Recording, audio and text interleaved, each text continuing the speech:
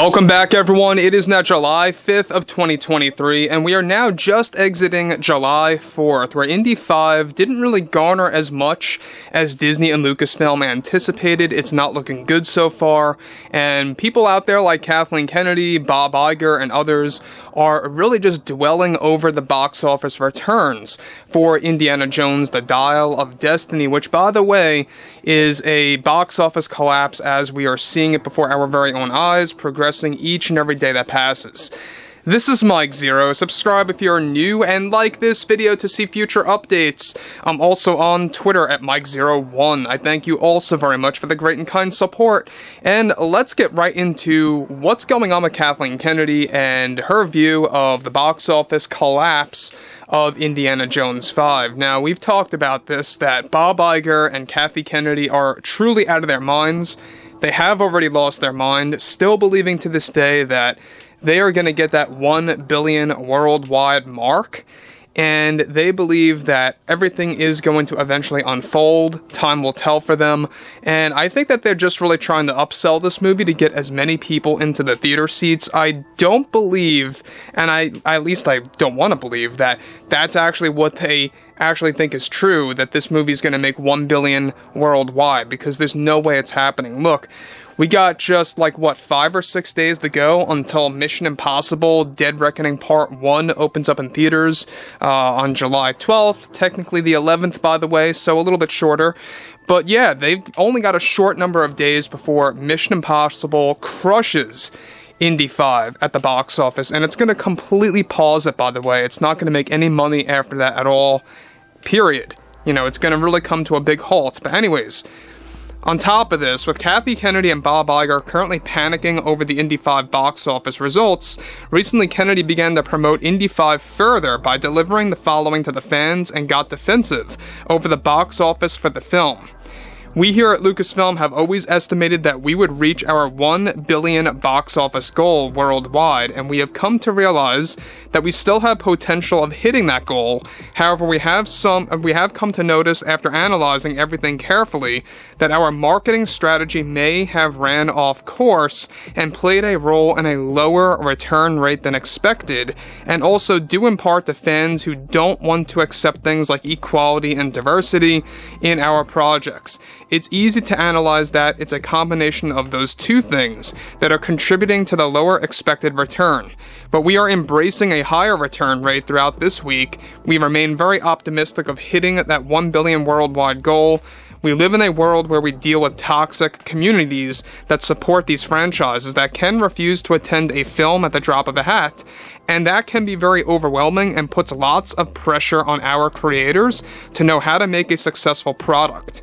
Now guys, let me stop quick. Now, what she's basically saying there is that she's putting some blame not only on the fans, like a lot of you here that do not want to see this movie or have not enjoyed the film if you saw it. I myself saw it, and I did not like it. I'm not saying that just because I want to sound negative, because that's my true, honest opinion. I did not like this movie. It did not feel like my Indiana Jones. They completely just destroyed the character, in my point of view. But anyways, she's also putting pressure or putting blame on the marketing strategy. And at the same exact time, that's all on them. They didn't want to invest as much funding into the marketing plan as they do with Star Wars, by the way. They did cheap tactics, like with the PA system in the New York City subways, which, by the way, was very shady there. The other thing that was very low and desperate was the Applebee's promotionals. I know a lot of people that went to Applebee's and they got dinner and they got free tickets. And a lot of them just didn't even end up going, some of which actually surprisingly did. So it really makes you wonder how many of those seats that were sold were done through Applebee's. That's what I would really love to know, and we probably will never know about that. But that is something that I think is going to be a very big thing that people will wonder for a very long time. Anyways, moving on forward, She continues, if these so-called fans that are the source of the problem and only create further complications for us here at Lucasfilm, we are still discussing sequels, regardless of hitting some roadblocks, but we hope to continue the Indy franchise one way or the other to keep the brand alive in different ways. If we don't hit or maintain our box office return success points, we will have to rethink our strategy down the road. But fans should really keep their premature opinions to themselves if they have never seen the movie yet. It begins to get very childish and ruins our business model for a major film from a big franchise. We only hope for the best, and we still believe Mangold did the best job with this movie. So here's the other thing, alright, that really kind of complicates this, is that we know that Phoebe Waller-Bridge was initially being pushed for this Indy 5 sequel. A lot of board members are in the stage of firing her and getting rid of her, don't want her involved in the Indy 5 sequel, and in the Lando series, by the way, coming back as L337, that droid. They want her out. They're all pushing her to get out. They're in the process of getting her fired. Alright, we talked about this yesterday. And on top of that, there's also board members that are defending Phoebe Waller-Bridge, trying to stand by her and prevent that from happening, but they are the minority. The majority of the board is in the process of getting her fired. So that's a very big subject that's been going on behind closed doors. We'll keep you updated on all of that.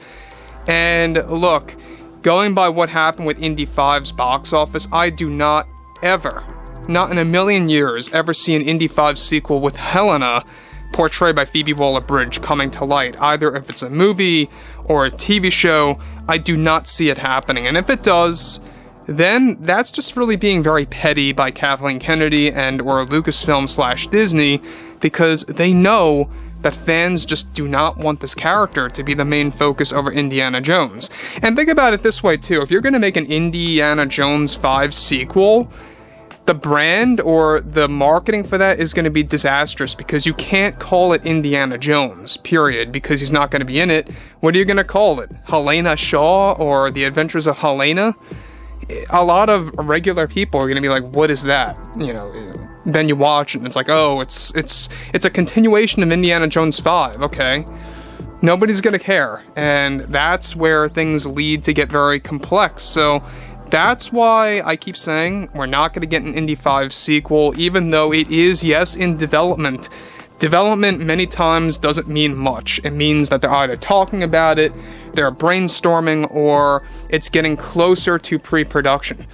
And that could actually stretch out for years, believe it or not. You know, we've had a lot of franchises out there that dealt with that, where a movie was in production limbo. You know, movies were in development for many, many years. A great example, by the way, is Big Trouble in Little China's remake, starring Dwayne Johnson, aka The Rock. That's been in development for like 4 years, and it's gone nowhere. So it could very well be something like that. So anyways, I would really love to hear your take on Kathleen Kennedy blaming the marketing, how she is desperately still latching on to her expectations of hitting that $1 billion mark. I don't believe it's ever going to happen, and it's not even going to get close to that. I would be surprised even if this movie gets 600 mil at the box office worldwide. Not even The Flash got anywhere near close to that, so what makes them think they're going to get this? Anyways, guys, drop a comment below. Fill me in below in the comments what you all have to say about this. And if you guys did enjoy the content for today, make sure to drop a thumbs up on this video to support the channel, and I will catch you guys next time.